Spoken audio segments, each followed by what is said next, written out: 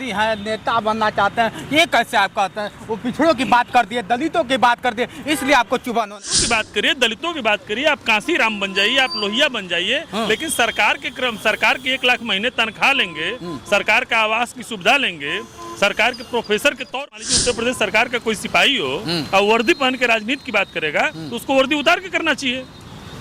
तो लक्ष्मण यादव को सरकार तनख्वाह एक ही काम कर सकते हैं ना। आप मास्टर और डॉक्टर दोनों नहीं हो सकते हैं, आप अध्यापक और नेता दोनों नहीं हो सकते हैं। तो ये अच्छा है, आपको अवसर मिला है, आपको रोना नहीं चाहिए, आपको खुशी मन से स्वीकार करके जाके समाज को समझ लीजिए। उनके शादी में भी आए थे, अखिलेश जी के यहाँ जाते आते भी रहते हैं, तो रोना क्या है इसमें? आप सरकार का 1.5 लाख रुपए प्रोफेसर के तौर पर तनख्वाह लेते थे और समाजवादी की विचारधारा का प्रचार करेंगे।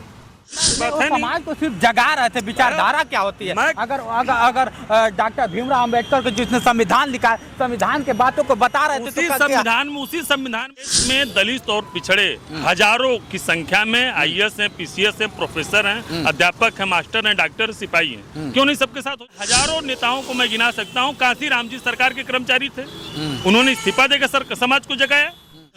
70 साल हो गया और देश हमारा जाग चुका है। अच्छा, अच्छे बुरे की पहचान लोगों को हो गई है। दलित पिछड़ा करके इस देश में तमाम पिछड़ों दलितों को लोगों ने सौदा किया, बेचा, धंधा किया, व्यापार किया। उनका उसमें पिछड़े दलित से नहीं मतलब, यह उनकी व्यक्तिगत राय हो सकती है। दूसरी बात, चाणक्य ने 1000 वर्ष पहले यह कहा था कि जिस देश में व्यापारी राजा हो जाएगा वह देश बर्बाद हो जाएगा। जिंदगी में अगर जोश भरना है ना तो किसी नौजवान को पकड़िए, वो आपकी कहानी और आपकी बीती आपके सामने रख देगा। इस वक्त हूँ मैं 10 पे, आप देख सकते हैं डॉक्टर भीमराव अंबेडकर सामाजिक परिवर्तन स्थल द्वार है। इधर आप देख सकते हैं आई लव लखनऊ है। आज हमारी हमें लगता है कि लखनऊ में पहला वीडियो होगा, लेकिन चर्चा में 2 लोग चल रहे हैं। एक तो चल रहे हैं लक्ष्मण प्रवक्ता, बताया जाता है कि लक्ष्मण यादव जी बहुत बड़े वक्ता हैं, और एक है विवेक बिंद्रा जी।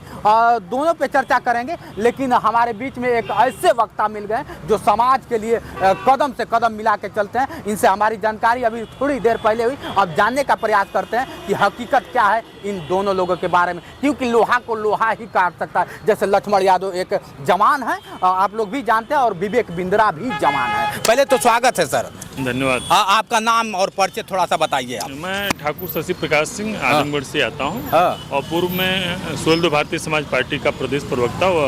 सुहलदेव भारतीय समाज पार्टी का मैं प्रदेश प्रवक्ता और प्रदेश उपाध्यक्ष रह चुका हूँ। अच्छा, तो अब देख लीजिए, अब उस पार्टी को आप लोग भी जानते हैं। अब बहुत लोग कुछ तरह तरह का नाम दे दिए, लेकिन मैं नाम नहीं लेना चाहता हूँ। पियर का जब गमछा आएगा नहीं तो याद आ जाएगा किसकी पार्टी है। शुरुआत करते हैं। आप जैसे दिग्गज और जवान कुछ लोग हैं, जैसे लक्ष्मण यादव बड़ा ट्रेंडिंग में चल रहा है। बताया जाता है कि प्रोफेसर थे, और दिल्ली जैसे यूनिवर्सिटी में एक दलित और OBC और पिछड़ा का व्यक्ति जाता है, और उसे क्या होता है कि दिल्ली से प्रोफेसर से हटा दिया जाता है। इसमें आपको कुछ पता है? देखिए, लक्ष्मण यादव मेरे जनपद के ही नहीं, मेरे गांव के बगल के हैं। मेरे घर से उनके घर की दूरी मात्र 500 मीटर या 1 किलोमीटर है। तब तो बहुत करीब से आप जानते होंगे। लक्ष्मण यादव, हाँ बिल्कुल मैं जानता हूँ। लक्ष्मण यादव भारत सरकार के एक यूनिवर्सिटी के कर्मचारी के तौर पे प्रोफेसर थे। उनको सरकार तनख्वाह देती थी, और सरकार के कर्मचारी के तौर पे अगर आप तनख्वाह लेते हैं तो ईमानदारी से सरकार के संविधान के, सरकार के कानून के, सरकार के नियम को आपको फॉलो करना चाहिए। उनके मन में कहीं न कहीं राजनीति करने का भाव था, और राजनीति कर भी रहे थे, और समाजवादी के मुखिया आदरणीय अखिलेश यादव के से वो जुड़े भी थे, करीबी भी थे। एक तरह से उनको मैं समाजवादी कार्यकर्ता के रूप में लक्ष्मण यादव को देखता हूँ। उसके बाद प्रोफेसर मैं जानता हूँ। अरे, आप कह रहे हैं कि क्या होता है कि समाजवादी हैं, नेता बनना चाहते हैं, ये कैसे आप कहते हैं? वो पिछड़ों की बात कर दिए, दलितों की बात कर दिए, इसलिए आपको चुभन होने लगा? आप पिछड़ों की बात करिए, दलितों की बात करिए, आप कांसी राम बन जाइए, आप लोहिया बन जाइए, लेकिन सरकार के 1 लाख महीने तनख्वाह लेंगे, सरकार का आवास की सुविधा लेंगे, सरकार के प्रोफेसर के तौर पे आप जाने जाएंगे, और आप नेता भी बनेंगे। दोनों चीज तो नहीं हो सकती है। आप वर्दी, जैसे मान लीजिए उत्तर प्रदेश सरकार का कोई सिपाही हो और वर्दी पहन के राजनीति की बात करेगा तो उसको वर्दी उतार के करना चाहिए। तो लक्ष्मण यादव को सरकार तनख्वाह दे रही थी, और तनख्वाह देने के बाद आप नेतागिरी करेंगे। तो आप तनख्वाह छोड़िए, इस्तीफा दीजिए, आइए नेतागिरी करिए। समाज को जगा रहे थे, कौन सा गुनाह कर रहे थे? एक अच्छा मोटिवेशन बता रहे थे, क्या वक्ता है, क्या दिक्कत है? पढ़ा भी तो रहते, ऐसा थोड़ी था कि नहीं पढ़ा रहे थे। तो उसका नियम है ना, आप या तो अध्यापक बनिए या नेता बनिए, आप दोनों कैसे बन सकते हैं?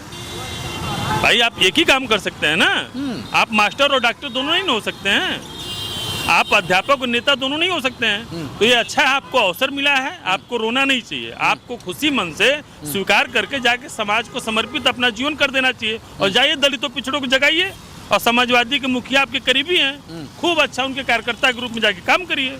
अखिलेश जी उनके शादी में भी आए थे, अखिलेश जी के यहाँ जाते आते भी रहते हैं, तो रोना क्या है इसमें। आप सरकार का 1.5 लाख रुपए प्रोफेसर के तौर पर तनख्वाह लेते थे और समाजवादी की विचारधारा का प्रचार करेंगे, ये बुरा लगने वाली कोई बात है नहीं। समाज को सिर्फ जगा रहे थे, विचारधारा क्या होती है। अगर डॉक्टर भीमराव अंबेडकर के जिसने संविधान लिखा है, संविधान के बातों को बता रहे थे, उसी संविधान में लिखा है कि सरकार के कर्मचारी अगर हैं तो आप कर्मचारी हैं, आप नेतागिरी नहीं कर सकते हैं। संविधान की दायरे की मैं बात कर रहा हूँ। अच्छा, हाँ, अगर आप संविधान को मानते हैं तो उनको इस बात को मानना चाहिए कि वो गलत किए थे। अगर वो प्रोफेसर के तौर पे सरकार की तनख्वाह लेते हैं तो उनके नियम को फॉलो करना चाहिए। आज उनको अवसर मिला समाज को जगाने का, 24 घंटा जगाएं, अब तो ड्यूटी भी नहीं करना है, खुशी मन से जगाएं, हमारी शुभकामना है। नहीं, कुछ लोगों का कहना है, उन्हीं का कहना है कि अगर हम दलित ना होते, हम पिछड़ा ना होते तो शायद हम प्रोफेसर होते, और क्या होता है कि सरकार हमारे पे इस तरह से कार्य ना करती जिस तरह से मेरे साथ हुआ है। इस देश में दलित और पिछड़े हजारों की संख्या में IAS हैं, PCS हैं, प्रोफेसर हैं, अध्यापक हैं, मास्टर हैं, डॉक्टर, सिपाही हैं, क्यों नहीं सबके साथ हो जाता। आपकी जो ड्यूटी है, जो गाइडलाइन है, उसको फॉलो करना चाहिए। इस पक्ष में मैं नहीं हूँ, मैं भाजपा के कार्यकर्ता नहीं हूँ, न भाजपा के फेवर में कर रहा हूँ, लेकिन इस देश के कानून को अगर आप मानते हो तो कानून ये कहता है कि आप सरकार की तनख्वाह लेते हैं तो उसकी गाइडलाइन को आप फॉलो करेंगे। आप अध्यापक और नेता दोनों एक साथ नहीं बन सकते हैं। जाइए आप नेता बनिए, आप तो आपको खूब अवसर मिला है भाई।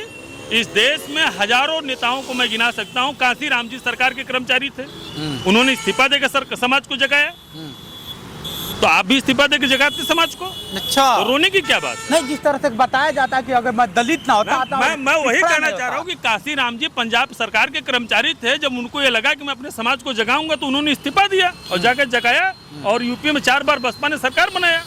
आपको दल बना के समाज को जगा के जाकर सरकार बन के मुख्यमंत्री बनिए, रो क्यों रहे हैं भाई? आप पढ़े लिखे हैं, समाज को जगाना चाहते हैं तो सरकार का 1.5 लाख महीना लेके जगाएंगे, सरकार की तनख्वाह लेके जगाएंगे। अब तो 24 घंटा फ्री होकर जाके जगाइए, कोई रोक रहा है? अब लोग हड़ताल भी कर रहे हैं कि आप ऐसे क्या गलत बात है, गलत बात। जो हड़ताल कर दे रहे हैं उनके लिए क्या कहना चाहेंगे? के बहुत करीबी हैं, मेरी शुभकामना है आजमगढ़ से जाके लोकसभा का टिकट मांगे, सांसद बन जाए। अच्छा, अखिलेश जी अभी उनके शादी में भी गए थे, समाजवादी के कार्यकर्ता भी हैं, यादव भी हैं, तो उसमें रोने की कोई बात नहीं है। और संविधान की दुहाई देना अम्बेडकर जी का नाम लेकर, और दलित और पिछड़ा, यह देश 70 साल हो गया और देश हमारा जाग चुका है। अच्छा, अच्छे बुरे की पहचान लोगों को हो गई है। दलित पिछड़ा करके इस देश में तमाम पिछड़ों दलितों को लोगों ने सौदा किया, बेचा, धंधा किया, व्यापार किया, उनका भला नहीं किया। अगर भला करना चाहते हैं तो आपको खुशी होनी चाहिए कि मुझे अवसर मिला है समाज का सहयोग करने के लिए। आप 24 घंटा फ्री हैं, जाइए। अब देख लीजिए जिस तरह से बात कर रहे हैं, क्या आपको लगता है कि लक्ष्मण यादव जिस तरह से कहते हैं कि मेरे साथ अन्याय हुआ है, एक प्रोफेसर के नाते प्रोफेसर को निकाल दिया जाता है, उनके नौकरी से बर्खास्त कर दिया जाता है, कितना सत्य है? वो खुद बताते हैं कि मैं कितना मेहनत करके जीरो ग्राउंड से उठ के जाके दिल्ली जैसे यूनिवर्सिटी में प्रोफेसर बनते हैं। कारण वो अपने आप को यही बस बताते हैं कि मेरी बस यही मजबूरी है कि मैं दलित से आता हूँ, पिछड़ा से आता हूँ, और क्या होता है एक OBC समाज से आता हूँ, इसलिए मुझे निकाल दिया गया, ऐसा कहने में आ रहा है। नहीं, गलत बात है। हाँ। मैं भाई इस बात को मानिए ना, कोई या तो यह बताइए, ईमानदारी से बता दें कि दिल्ली में कोई पिछड़ा प्रोफेसर नहीं है। अगर सबको निकाल दिया जाए तब ना मैं मानूं कि पिछड़ों को सबको प्रोफेसर पर से हटा दिया जा रहा है। कोई दलित प्रोफेसर न बचा हो देश में, पिछड़ा न बचा हो, अगर वो बचा तो नियम को फॉलो करता होगा। आप सरकार के अध्यापक के रूप में प्रोफेसर के तौर पे आप तनख्वाह ले रहे हैं 1.5 लाख रुपए और नेतागिरी करेंगे 24 घंटा, तो गलत बात है। या तो आप नेतागिरी करिए या तो आप प्रोफेसर बने रहिए। बिल्कुल, अब देखिए इनके बातों से कितना सहमत है, कमेंट करके बताइए। जिस तरह से आए दिन दिल्ली से लेकर लखनऊ, पटना और हर राज्य में लक्ष्मण यादव के लिए क्या होता है कि आंदोलन किया जा रहा है। लक्ष्मण यादव के लिए बताया जा रहा है कि अगर एक लक्ष्मण यादव गया तो हजारों लक्ष्मण यादव ऐसे चले जाएंगे, ऐसा लोगों का कहना है। लेकिन एक और विवेक बिंद्रा जो बताते हैं कि हम बहुत बड़े मोटिवेशन स्पीकर हैं, और वो खुद कहते हैं कि दलित और OBC जैसे ही अगर उसके हाथ में बागडोर जाएगा देश का, तो देश बर्बाद हो जाएगा। इसमें क्या कहना चाहेंगे? नहीं, ये गलत बात है। योग्य व्यक्ति किसी भी पद पे काम कर सकता है अगर योग्यता आपके अंदर है। तो जाति से योग्यता का कोई मतलब नहीं। योग्य चाहे दलित हो, चाहे पिछड़ा हो, चाहे सामान्य हो, ठाकुर, ब्राह्मण, लाला, भूमिहार, अगर योग्य नहीं है तो उसको आप उसको जिम्मेदारी मत दीजिए। जो योग्य व्यक्ति है उसका इस देश में सम्मान होना चाहिए, उसको अधिकार मिलना चाहिए। अधिकार है भी, यह उनकी व्यक्तिगत राय हो सकती है, मैं इस बात से सहमत नहीं। बहुत काफी ट्रोलिंग चल रहा है। विवेक बिंद्रा एक अच्छे वक्ता भी है। विवेक बिंद्रा क्या होता है कि लोगों को बताते हैं और बच्चे खास तौर से बता दिया है को कमर्शियल और लोगों को रोजगार देने की बात करते हैं, जहां हमेशा चर्चित रहते हैं। लेकिन जिस तरह से आज के बच्चों को भटकाया जा रहा है कि नहीं, तो क्या ये लोग समाज में ऐसे लोग जिस तरह से लोग अपने आप को वक्ता बताते हैं, समाज में कितना प्रभाव डालते हैं? दो बातें हैं।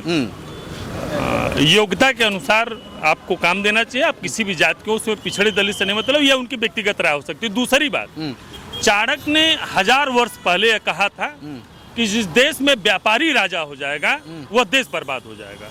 अच्छा, तो यह बात तो मैं मानने के लिए तैयार हूँ कि व्यापारी को देश का राजा नहीं बनाना चाहिए। अच्छा। इशारे में आप हमारी बात समझ सकते हैं। बिल्कुल, लेकिन योग्यता के अनुसार हाँ। राजा बनने का अवसर देना चाहिए। सबको देना चाहिए, सबको। वो चाहे किसी जाति से, किसी धर्म से आता है। लेकिन व्यापारी को राजा बनने का अवसर नहीं देना चाहिए, इससे देश बर्बाद हो जाता है। चलिए मित्रों, इनके बातों से कितना सहमत है कमेंट करके बताइएगा। जिस तरह से हम और आप सिर्फ उनके बातों को, उनको जज्बातों को समझ नहीं पा रहे हैं, ऐसे लोग जब आएंगे तो क्या कहेंगे, और आप कमेंट करके बताइएगा कि क्या इनके बातों में कहीं ना कहीं सच्चाई झलक रही है कि नहीं झलक रही है। आज के लिए इतना ही। बने रहिए वीडियो के साथ। मैं हूं जितेंद्र और आप देख रहे थे जोश एक्सप्रेस। नमस्कार।